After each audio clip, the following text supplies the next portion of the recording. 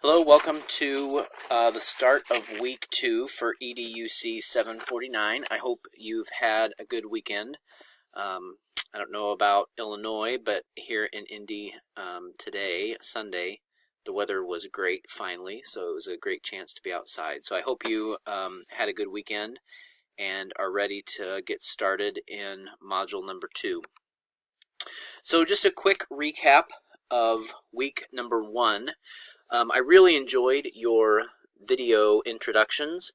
I found those to be, I feel like I got to know each of you a lot better than I would have if it had just been a discussion post, so I appreciate you doing that.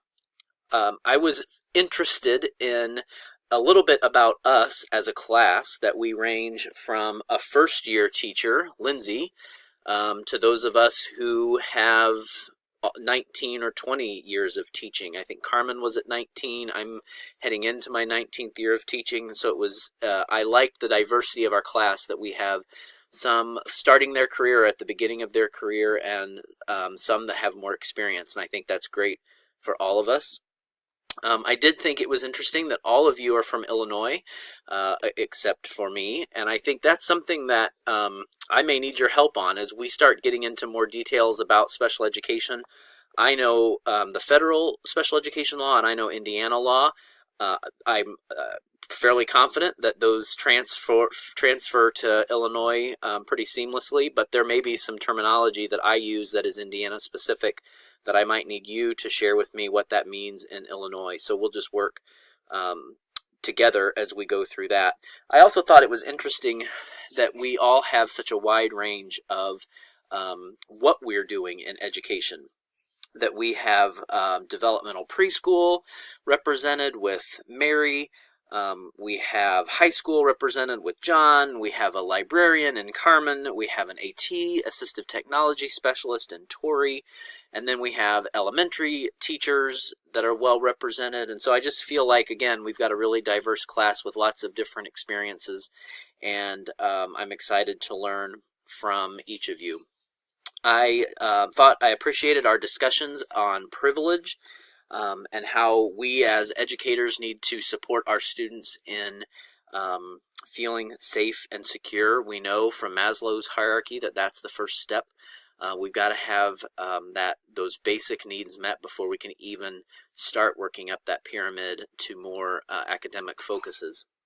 I also started today grading some of your inclusion brochures, your pamphlets. I thought those were very good and really great tools that, as you think about maybe doing some professional development at your schools or some training, or even just sharing with a colleague that maybe you're wanting to start a co-teaching partnership with, some great information about inclusion that you have put, great work that you've put into those, the ones that I graded earlier today. So with that, let's jump in to this week. In one of your assignments this week, someone mentioned a quote that was very similar to this. About they didn't use UDL, but I think in the discussion board or discussion posting, I referenced UDL. And so we're going to spend some time this week talking about universal design for learning and what that means. And essentially what we often do in education is we ask students to change and adapt. Or the other thing that we do is we accommodate or modify after the fact. So we come up with our lesson, and then as a special education teacher, part of our job is to accommodate that lesson or accommodate that test after the fact. What Universal Design for Learning says is that we've got to change the environment on the front end. We know in our classrooms, and some of you talked about this in your introduction video, that you have very diverse classrooms. So why not plan for that diversity? Why not build in adaptability and flexibility from the beginning, from the design phase of our class, so that our curriculum, our instruction, our assessments are flexible all along the way? Just plan for diversity in our classroom. That's what UDL is really all about. So we're going to talk a little bit about UDL. You're going to watch some videos this week that are on UDL, and then we're also going to spend a little bit of time talking about RTI and MTSS. So Universal Design for Learning actually started in architecture, And so what they found, architects in designing buildings, is that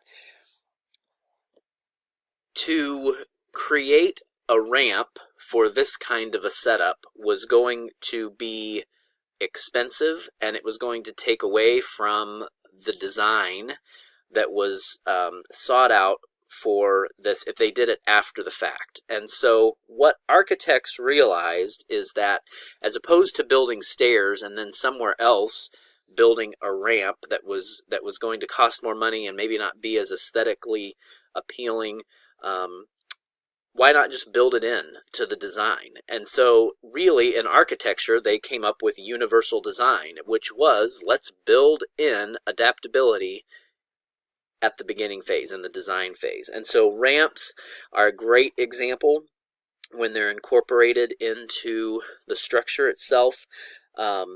Another, and the other piece that is interesting when you think about this is, yes, this was designed and mandated by the Americans with Disabilities Act, primarily for people in wheelchairs, but lots of other people, I'm sure, use this ramp.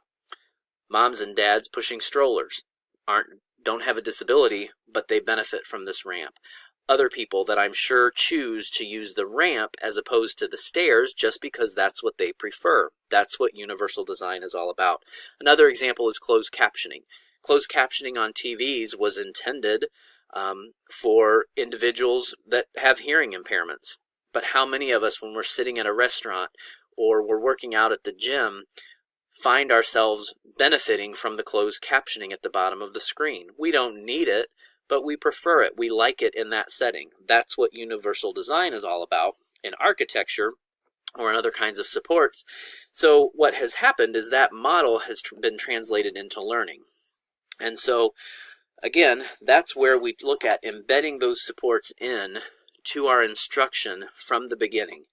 So in UDL, there's really three primary focuses based on brain research, looking at how can we build in flexibility and more into our engagement strategies as we're motivating students, as we're trying to keep them interested in our learning and activating them in different ways to be engaged. The next part is, how are we representing our instruction? Is it just lecture? How are we using technology? How are we getting students content in different and flexible ways based on their needs? And then finally, the third one is the how of learning. How are they showing us that they know? How are we differentiating the ways that students are assessed in expressing the knowledge that they have? The days of just having a standard test that is not flexible, that have to be accommodated after the fact, that's probably not the best strategy, as opposed to building in flexible assessments into our instruction so that we're meeting the needs of our students. So these are the three main areas that you'll see that come up in our discussions of universal design for learning: engagement, representation, and action and expression. Also wanted to spend a little bit of time talking about IEPs and 504 plans. There's a link in Canvas that has this entire chart that you can look at and review, but some key points I want to identify for you as we start down these comparisons. 504 is a wider umbrella than an IEP or IDEA, the Individuals with Disabilities Education Act. The 504 law applies to all individuals, whereas IDEA applies just to students. 504 eligibility requires a substantial limitation in one or more major life activities. That's a pretty broad brush that we can look at for 504 eligibility. Most schools prefer a medical diagnosis for a 504, but it's not required.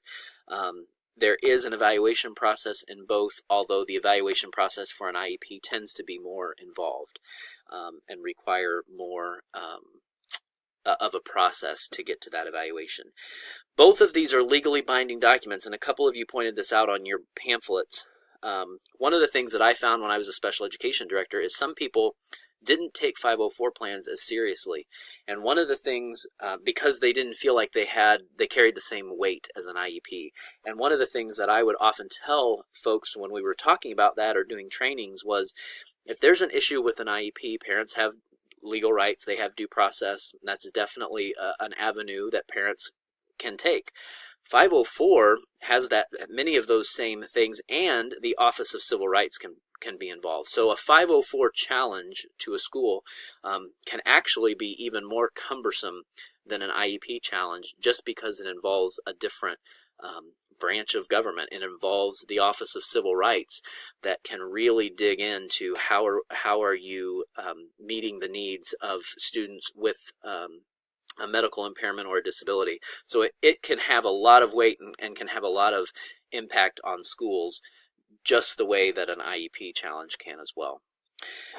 I did include in Canvas this week this guidebook, a couple of pages, and I know this is Indiana, but I liked the way a couple of pages of this guidebook were laid out for English learners, and I felt like it covered many areas that are going to be addressed throughout this course, in that it talked about English learners who are also students with disabilities. It talked about English learners who are also gifted. It talked about what is required in an ILP. So those are things that are going to be fairly standard across states, and I just thought this was a great resource that you could look at if as you're developing stronger knowledge of English learners. And just like 504s and IEPs, English learners and the ILP plan is a legally binding document as well. Finally, I want to talk a little bit about RTI and MTSS. You'll view a video that talks about those two. You're probably familiar with RTI. You may be less familiar with MTSS. We're doing some training in Indiana specific to MTSS. So if you haven't heard of it yet, I'm sure you will. One of the things that I think RTI has become in some ways is a pathway to special education. So you go through tiered interventions with the goal being, how do we identify a student for special education? MTSS, multi-tiered system of supports, has some of the same philosophies of tiered interventions, but it's really not about getting students to special education. It's how do we structure supports for all students in a way that is meeting their needs. And it aligns very nicely with PBIS, RTI, Universal Design for Learning, all kind of flow under this umbrella of MTSS. So the video that you'll watch today, or the video that you'll watch in this module, has more information on MTSS. I just wanted to preempt some of that for you and see how it fits with some of these other initiatives or focuses that you may hear about in your schools. You've seen the pyramid before. The thing I always come back to as we talk about RTI, MTSS, PBIS is if 80% of your students aren't meeting those benchmarks at Tier 1, it's your core instruction. So many times we spend a lot of effort and time talking about interventions, and when you look at the data, it's really a core curriculum issue. We've got to make sure 80% of our students are meeting those benchmarks at Tier 1. One of my favorite quotes is, you can't intervene your way out of bad instruction. So if your core curriculum's not strong, your interventions are not going to be where they need to be until you address that core curriculum. You'll learn more about that in videos this week as well.